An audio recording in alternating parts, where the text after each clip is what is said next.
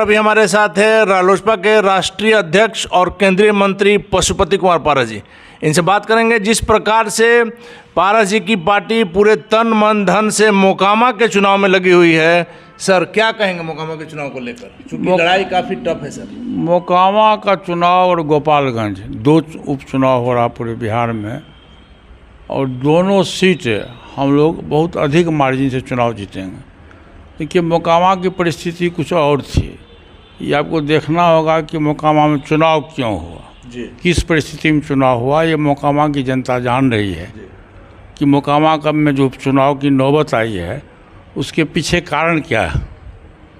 और मोकामा में चाहे किसी भी जात धर्म के लोग हो, हमारे पार्टी के लोग तो नामांकन के दिन से आज तक, जैसे वो वीरेश्वर सिंह जी हैं, बीनू जी हैं, हमारे दलित सेना के प्रदेश अध्यक्ष हैं, अंबिका प्रसाद बीनू हैं, रंजीत जी हैं, हमारे अति पिछड़ा प्रकोष्ठ के अध्यक्ष हैं, केशव सिंह जी हैं, प्रधान महासचिव जी हैं, रंजीत पासवान जी हैं, पार्टी के महासचिव हैं, उधर उपेंद्र कुशवाहा जी, उपेंद्र यादव जी हैं, युवा के अध्यक्ष हैं। ये तमाम लोगों की टीम और महिला सेल की जो हमारे प्रदेश के अध्यक्षा है वो तो लगातार वहीं है ही जी। हम लगातार दिखा भी रहे हैं। हाँ, तो हमारे पार्टी का चाहे दलित सेना हो या मेन पार्टी के लोग हो, रात दिन वहाँ खट रहे हैं। और सूरजभान सिंह जी हमारे दल के बहुत वरिष्ठ नेता हैं, वो वहाँ कैंप किए हुए हैं। और जो हमारे दल के लोग हैं, हमारे जितने भी सांसद लोग हैं, प्रिंस राज प्रदेश अध्यक्ष है,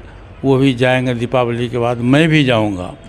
तो निश्चित रूप से मोकामा की जीत 100% जीत है।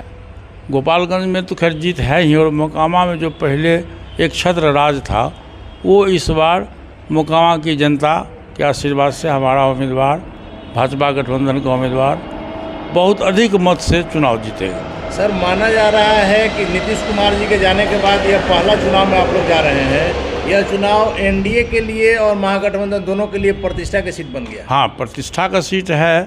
पहले नीतीश जी एनडीए गठबंधन के पार्ट से अब वो महागठबंधन में चले गए हैं।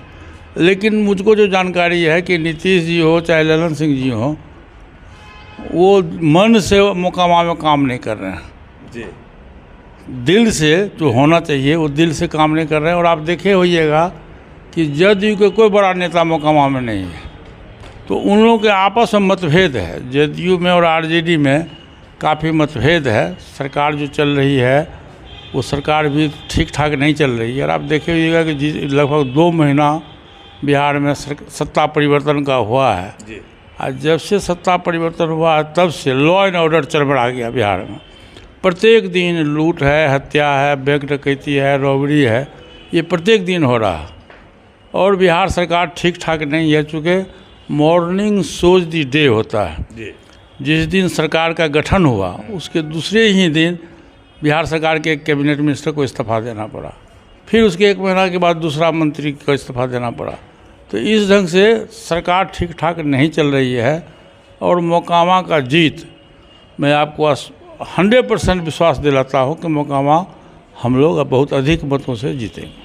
सर आपने जो बात कही, इस बात को मैंने कई बार कहा आरजेडी नेताओं से, लेकिन उन्होंने खारिज कर दिया कि जदयू का कोई नेता नॉमिनेशन से लेकर के अभी तक मुझे नज़र नहीं आया।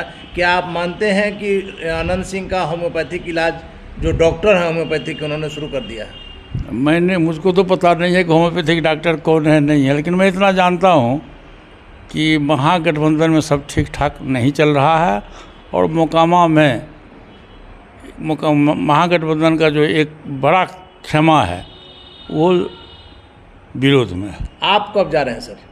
दिवाली के बाद मैं जाऊंगा। एनडीए गठबंधन का जब भी प्रोग्राम बनेगा मैं गोपालगंज भी जाऊंगा और मोकामा भी जाऊंगा। और जब 2 दिन 4 दिन जितना दिन भी जाना होगा मैं जाऊंगा। आखिरी सवाल है सर कि मोकामा के चुनाव में आप लोग मोदी जी के चेहरा पर हैं या सूरजभान सिंह के भरोसे? मोदी जी बड़े चेहरा हैं। मोदी जी क्योंकि देश देखिए मोदी जी देश के नेता है जी, सूरजभान सिंह जी बिहार के नेता हैं। तो मोदी जी का अभी झंडा पूरे विश्व में फहर रहा है। मोदी जी देखिए, आज़ादी के बाद इस देश में लोग कहता था कि इंदिरा गांधी के बाद क्या होगा जी, लेकिन इस देश ने बता दिया, मोदी जी ने बता दिया कि देश में आज़ादी के बाद पहला प्रधानमंत्री आदरणीय नरेंद्र मोदी जी हुए, जो देश नहीं विदेश में भी उनका झंडा फहर रहा है और विदेश के लोग भी लोहा मान रहा है। आज दूसरे कंट्री का लोग, चाहे राष्ट्रपति हो, प्रधानमंत्री हो, वो मोदी जी से हाथ मिलाने के लिए।